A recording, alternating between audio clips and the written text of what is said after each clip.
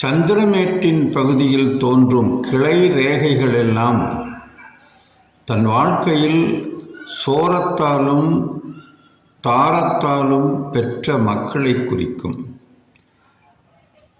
கர்ப்ப உற்பத்தியில் உற்பத்தி ஆகி அழிந்தவற்றையும் காட்டும். சந்திர கடலின் அடிதொட்டு சந்திரமேட்டில் மேல் நோக்கி தோன்றும் ரேகைகள் அடுக்கடுக்காயிருந்தால் ஆண் பெண் வெகு புத்திர பாக்கியத்தை குறிக்கும்.